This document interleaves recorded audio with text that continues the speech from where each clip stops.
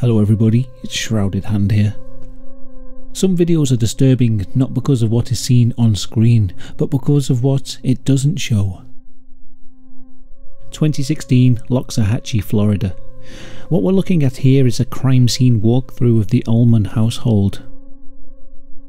On the 1st of April 2016, Kristen Meyer Ullman called 911 reporting that her 13-month-old daughter Taylor wasn't breathing. The baby was taken to hospital, but there she was pronounced dead. Immediately afterwards, the parents were arrested and the remaining children were taken away. This is a house of extreme child neglect.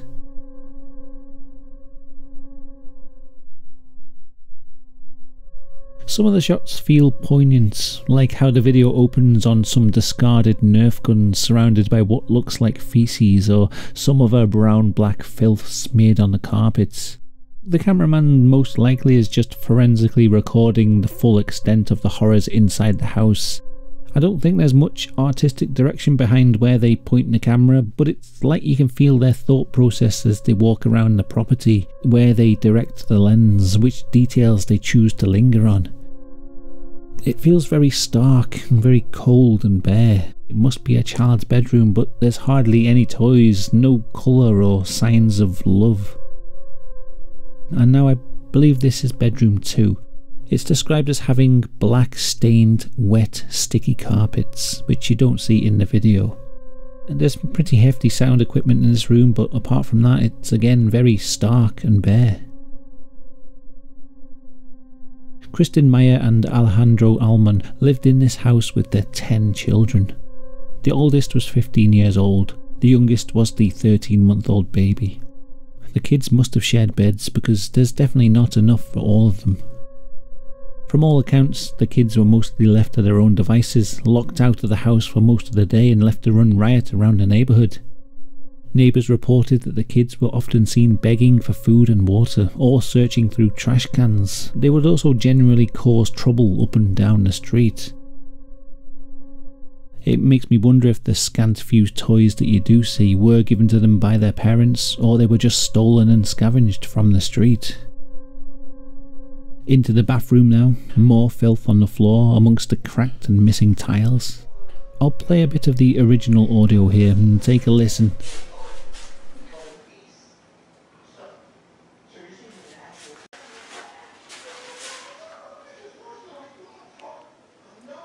You can hear the TV still on in the background. This must have been recorded immediately after the arrest. The family were taken away before they were even able to turn off the television, so everything we're seeing is exactly how they were living right up until they were taken away.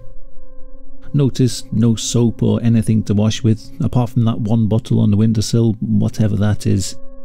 The toilet, according to the description, was filled with unflushed feces and urine.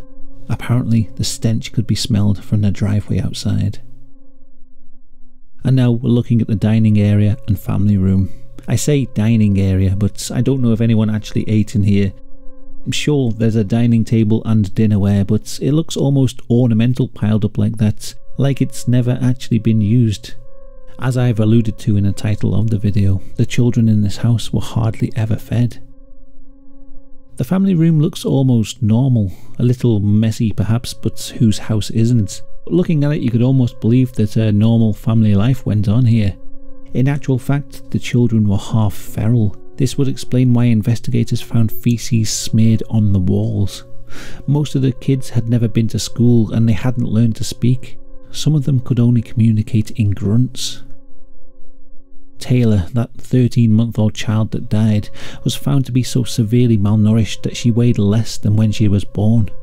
She died wearing a onesie made for a 3-month-old baby. She had no teeth and her hair was falling out. Her lower body was covered in a severe and infected diaper rash. She was sick with multiple strains of influenza and she was in the early stages of pneumonia. The kitchen is, as you'd expect, disgusting.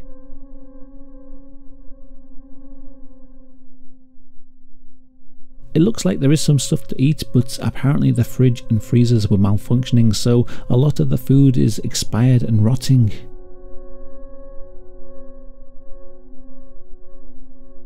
You can see at the bottom all that black liquid seeping out. I doubt much of this stuff was actually edible. I know Taylor was born over 8 pounds, correct? Yes, I'm sorry, she was either slighted, I think she was like 8 pounds. She was right at 8 pounds. Right, yes. 8 pounds. All my kids are fine. Yeah. 8 pounds, 15 ounces, to be exact. Was she? Okay. Yeah. And when Taylor passed away at 13 months old, she was... They said she weighed 7 pounds. Yeah. Yeah. Which I guess I never even... I guess I never saw that. I mean, I knew she was small, but as a mother of 10 children, and now 11, you know, very thin, but always drank his milk, you know, never had a problem with feeding, just like her. I never had a problem feeding her.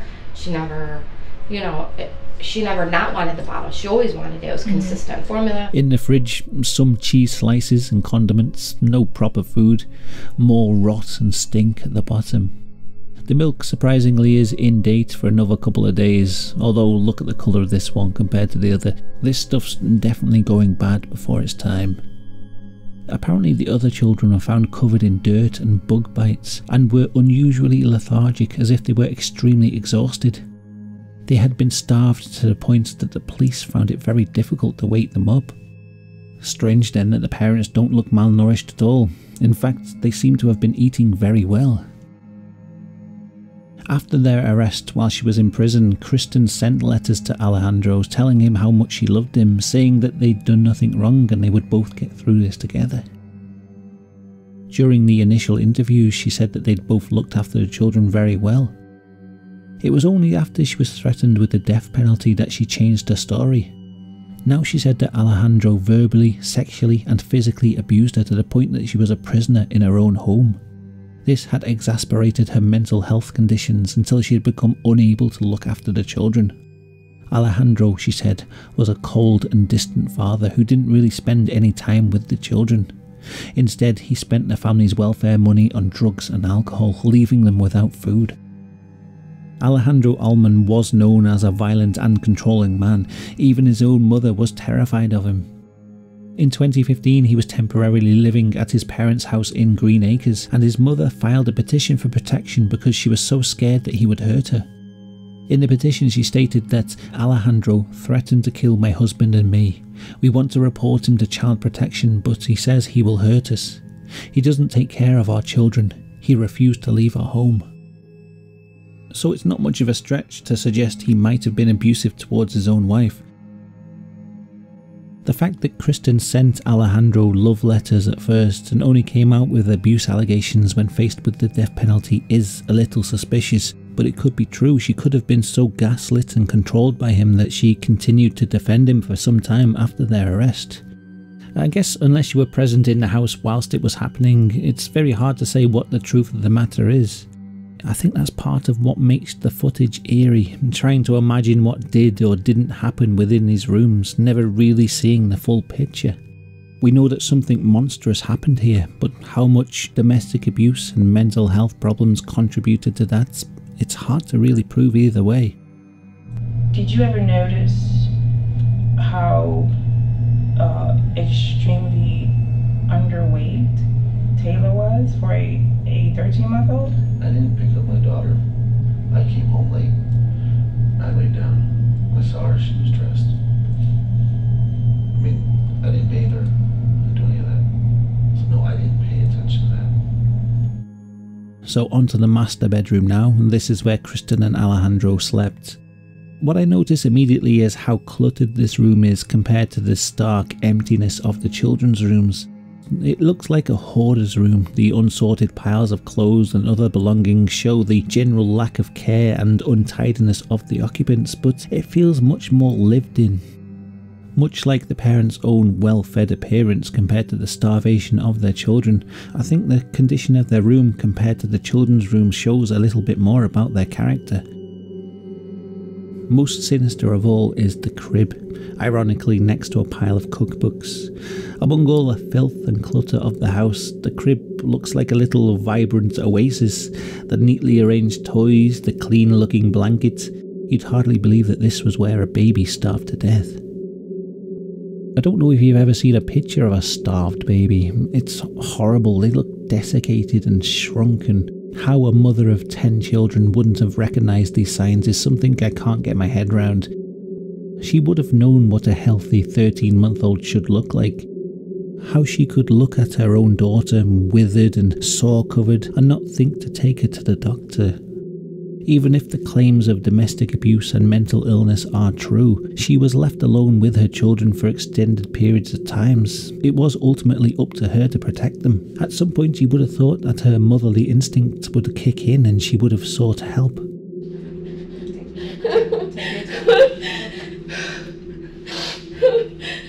It's alright. Every time we absolutely understand, okay? You can't even understand what it's done to me. It's killed me inside.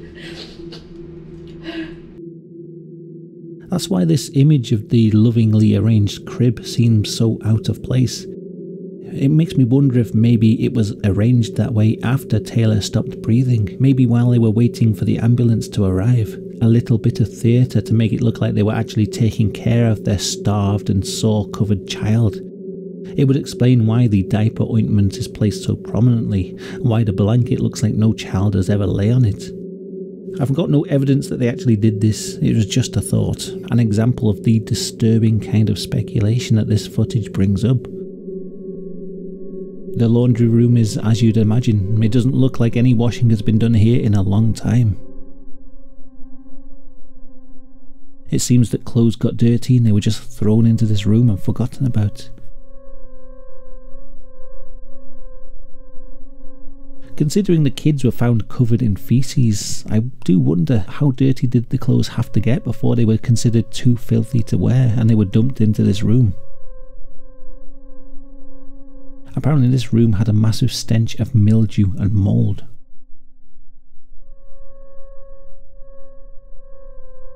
And finally, one of the hardest parts to watch, and I'll point this out right away. This dog was taken away immediately to a shelter. It was cleaned up and treated well. It had only been in the Ullman house for 2 weeks, so most likely it made a full recovery and was rehomed. But in that short space of time, it had become covered in fleas and left in a cage that had 2 inches of its own feces and urine caked to the floor. The utter dejection in its body language says it all. That's where the video ends, and that's the Ullman Neglect House. A look inside the disturbing hidden life of unspeakable deprivation and abuse. Both parents faced charges of first-degree murder, and they would most likely have got the death penalty if convicted. In the end, they both took a plea deal and pleaded guilty to aggravated manslaughter of a child. Kristen Mayer got a 23-year prison sentence. Alejandro Ullman got 20 years. With parole hearings, they could be out sooner. The children, I hope, were fostered or adopted into much better situations, although it would be hard to find a much worse situation than what they were in. Kristen Mayer was several months pregnant with her 11th child at the time of Taylor's death. The extra child would have heaped even more pressure on the household, the conditions would have got even worse, and the cycle of starvation and neglect would have started all over again. The one silver lining is that this cycle was broken with the death of Taylor Ullman. It's not much of a silver lining, and I'm sure earlier intervention would have saved her life too, but at least the hell that was the Ullman house ended there. And how are you liking the horribly depressing videos this month? This is why I have to do a video about gnomes or something every now and then just to break things up, but I hope you found it informative, and I do like to shine a light on the hidden darker sides of life. Big thanks to all of you who are supporting the channel. Thank you for all the help keeping things running. I wouldn't be able to do this without you. Thank you very much. Thanks also for watching the video. If you're new here, then check out my other content and you might find that interesting too. Until next time, goodbye. Is there a law that, I'm not trying to be about this, but is there a law that your baby has to go to the doctor? Yes, it's called medical treatment. Okay, well,